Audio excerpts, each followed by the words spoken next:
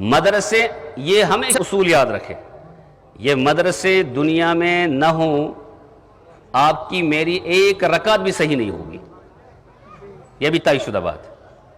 یہ مدرسے نہ ہوں تو آپ کی میری ایک رکعت بھی صحیح، سورہ فاتحہ سیدھی کرنی ہے، سورت سیدھی کرنی ہے، وہ کہاں پڑھنا ہے؟ یہ مدارس کے طلباء، مدارس کی طالبات، ان کی اہمیت کیا ہے؟ دلی میں ایک مدرسہ تھا، وہ مدرسہ اس کے محتمم تھے شاہ عبدالعزیز محدث دہلوی۔ کیا اس نام؟ شاہ عبدالعزیز محدث دہلوی۔ باہر آج بھی مدارس کے سامنے حوض ہوا کرتے ہیں۔ اس وقت ایک انگریز آیا، اس انگریز نے کہا کہ میرا یہ بیٹا ہے، یہ بڑا فلسفی ہے۔ فلسفی یعنی انگریزوں کو اپنے بچوں پر ناز بھی ہوتا ہے، اور اتنا ناز ہوتا ہے کشمیری بچہ بھی اگر تھوڑا خوبصورت ہو کوشر چھو ونان اس انگریز چھو، پنجس بچس کے میں سے تشبیح دیما کوشر، علامہ کشمیر سے دیزو تشبیح، قاری دانی صبح سے دیزو تشبیح، مولانا اقبال صبح سے دیزو تشبیح، کچھ بزرگ سے دیزو تشبیح، تاتمشی تھوڑا سا من چھا انسان کیا دیمو مولوی صبح سے تشبیح۔ اس لیے جب تک دین کو مقصد نہیں بنائیں گے آپ، تب تک یہ جلسے جلوس کا کوئی فائدہ نہیں ہوگا۔ انگریزوں کے ساتھ تشبیہ دو بچوں کو، وہ انگریز ہی بنے گا۔ کون سا انگریز؟ جن کی پینٹیں پھٹی ہوئی ہوں گی۔ آج کل دیکھتے نا بچوں کے پینٹیں کیسی ہوتی ہے نا، وہ کس کے اثرات ہیں؟ وہ ماں باپ کے انہی جملوں کے اثرات ہیں۔ ہمارے فقہا نے مسئلہ لکھا ہے کہ میاں بیوی جب کہ بیوی کے پیٹ میں بچہ موجود ہو، وہ امید سے ہو، 4 مہینے 5 مہینے 6 مہینے ہو گئے بچے کو، اب میاں بیوی اکٹھے رہ رہے ہیں، سو بھی رہے ہیں، بیٹھتے بھی ہیں، کھاتے بھی ہیں، اس دوران جو بھی گفتگو میاں بیوی کریں گے اس کا پورا اثر اس بچے کے اندر پڑ جاتا ہے، بچہ اس کا اثر لے لیتا ہے۔ یہ جو بے حیائی کا ماحول ہے بچوں میں، دراصل ماں باپ کا دوران آپس میں ملنے کے قربت کے دوران، اس کے بعد جب بچہ ہو اس وقت جو گفتگو ان کی ہوتی ہے اسی کے اثرات ہیں۔ اچھا، فقہا نے یہ بھی مسئلہ لکھا ہے کہ جب بچہ پیدا ہو ویسے بچی پیدا ہوگی، یہ مثال بچی زئی ہسپتال مز تم سات اس ونا بچی زائی، بچی ہند پلو انزو، اس کیا ونا فونس پہ پلو انو کیسا پلو انو، بچ خدا دیت بچہ، یہ پتہ کہ لڑکی چھا لڑکے چھا، لڑکی اشتن لڑکہ اشتن، اس ونا کہ کپڑے لائیے اسے، یہ نہیں کہ لڑکی ہے تو لڑکی کا لاؤ، لڑکا ہے تو لڑکوں کا لاؤ۔ تو فقہا کہتے ہیں کہ اگر بچی ہے اور اس کو آپ نے لڑکے کا لباس پہنایا، یہ بچی آگے جا کر پینٹ شرٹ پہنے گی، سیدھی سی بات ہے، اس کے اثرات اس پر آ جائیں گے۔ پچھ تو ونا کوشش چھ ونا ہے مولوی صاحب پنی آئے ونا، او خدا کے بندو یہ اثرات ہیں، ہر چیز، ہر جس ماحول میں آپ رہیں گے اس ماحول کا آپ پر اثر پڑے گا۔ ہسپتال میں رہیں گے تو 2 گھنٹے کے بعد ہسپتال جیسا ماحول آپ کے اندر آ جاتا ہے، وہاں گھر کا سب ماحول ہمارے ذہن سے نکل جاتا ہے۔ آپ کہیں بھی جائیں اپنا اثر ماحول دکھائی دیتا ہے، لڑکے والا لباس لڑکی کو پہنائیں گے اس کے اثرات بعد میں آ جائیں گے۔ اور اسی لیے آپ نے سنا ہوگا کتنے بزرگ ایسے ہیں دنیا میں جو ماں کی پیٹ سے جب باہر آ گئے تو پتہ چلا ان کو قرآن کی بہت ساری صورتیں زبانی یاد تھی۔ وہ کیوں تھی؟ ماں قرآن پڑھتی تھی، قرآن پڑھتے پڑھتے پڑھتے پڑھتے اس کے بچے نے اس کو لے لیا تھا، اس کے ذہن میں وہ قرآن کی آیتیں نقش ہو گئی تھی۔ میں بات عرض کر رہا تھا مدرسے کا بچہ اور عام بچے میں کیا فرق ہے، مدرسے کی بچی اور عام بچی میں کیا فرق ہے؟ زمین و آسمان کا فرق ہوتا ہے۔ اللہ تعالیٰ اس کے ذہن کو کھول دیتے ہیں، اور باہر والی دنیا کا دعویٰ یہ ہوتا ہے، اندر کچھ ہوتا نہیں ہے، دلیل پلیل کچھ نہیں۔ اس انگریز نے اس شاہ عبدالعزیز محدث دہلوی سے فرمایا تمہارے مدرسے میں کیا پڑھایا جاتا ہے، کیا پڑھاتے ہو آپ؟ کہنے لگے ہم حفظ کراتے ہیں، قرآن پڑھاتے ہیں۔ کیا کریں گے حفظ کر کے، قرآن پڑھ کے کیا کرو گے؟ یہ جو میرا بچہ ہے بڑا فلسفی ہے، ایک سوال کا جواب دیتا ہے ہر منٹ میں، حاضر جواب ہے، سوال کرو تو جواب، سوال کرو تو جواب۔ شاہ عبدالعزیز محدث دہلوی نے کہا میں بھی ایک سوال کر سکتا ہوں اس سے؟ اب ان کو تو آزمانا ہے نا بچہ کتنا ذہین ہے۔ شاہ صاحب نے اس کو لایا حوض کے قریب، حوض کے قریب لا کر کہا کہ بیٹے ذرا یہ بتاؤ کہ اس حوض میں کتنا پانی ہوگا، اس حوض میں کتنا ڈول پانی ہے، کتنے بالٹین پانی ہے؟ اب 10 بھی ہو سکتے ہیں، 20 بھی ہو سکتے ہیں، 30 بھی ہو سکتے ہیں۔ اس بچے نے کہا ہاں میں بتاؤں گا۔ 2 منٹ ہو گئے، 10 منٹ ہو گئے، بتا ہی نہیں رہا ہے۔ اس کے بعد شاہ صاحب نے کہا انگریز سے کہ تم تو کہہ رہے تھے حاضر جواب ہے، تم تو کہہ رہے تھے یہ فلسفی ہے، یہ تو عقل سے جواب دیتا ہے، اس کو زیادہ سوچنا نہیں پڑتا ہے۔ اس نے کہا پتہ نہیں اس بچے کو کیا ہو، تو جواب ہی نہیں دے رہا ہے۔ اس کے بعد شاہ صاحب نے کہا کہ اچھا تم ایسا ہی رہو، میں مدرسے کے ایک بچے کو بلاتا ہوں۔ مدرسے سے ایک بچے کو بلایا۔ آپ کو معلوم ہے وہ کتنے سال کا تھا؟ 4 سال کا۔ قصور 4 سال کا بچہ۔ 4 سال کے بچے کو جب بلایا، اس کو کہا حوض کے قریب آ جاؤ، بیٹھو سامنے۔ اس کو کہا شاہ صاحب نے ذرا اس انگریز کو بتاؤ اس حوض میں کتنا پانی ہے۔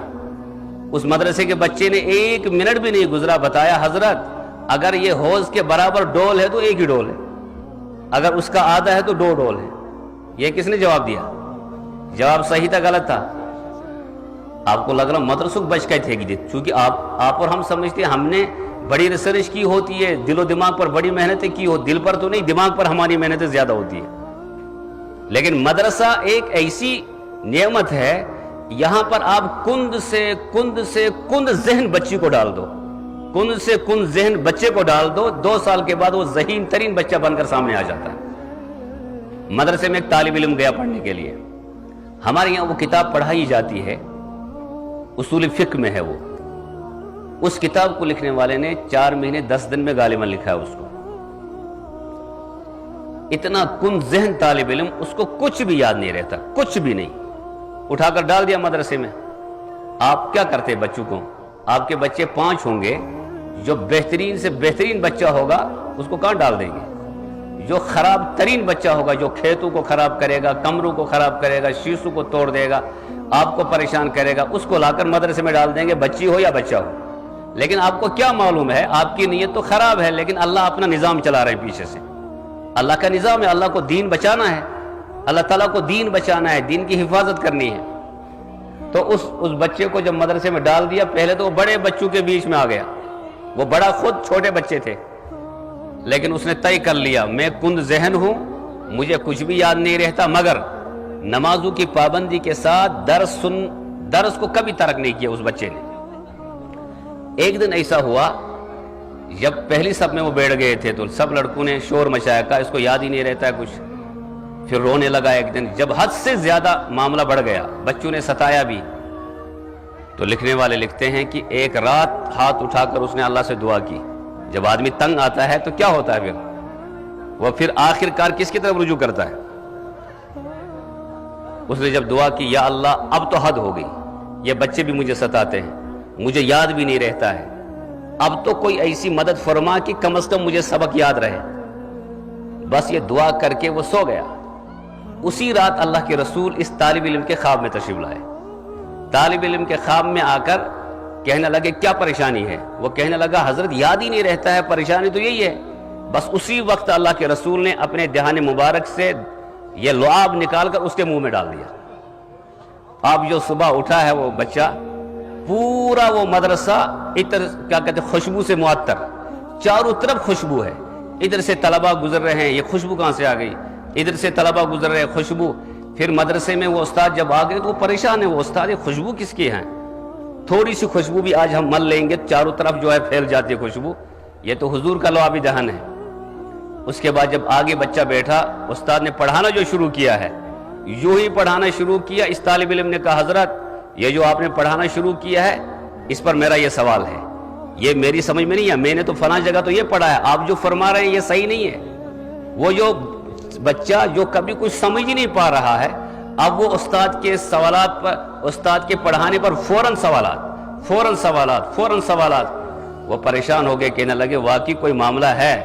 اس کے بعد اس نے کہا سچ بتاؤ وجہ کیا ہے؟ کہنے لگے وجہ یہ ہے کہ آج اللہ کے رسول میرے خواب میں تشریف لائے اور آپ کا لعاب دہن میرے منہ میں پڑا ہے، اس کی برکت سے اللہ نے میرا ذہن بھی کھول دیا اور میرا دل بھی کھول دیا۔ اب مجھے سوال کرنے میں، اس کو سمجھنے میں، قرآن پڑھنے میں، اس کو سمجھنے میں ذرہ برابر بھی دیر۔ مجھے بتائیے مدرسوں کی برکت ہے یا نہیں ہے؟ آپ کو کیا لگتا ہے؟ مدرسے یوں ہی ہوتے ہیں؟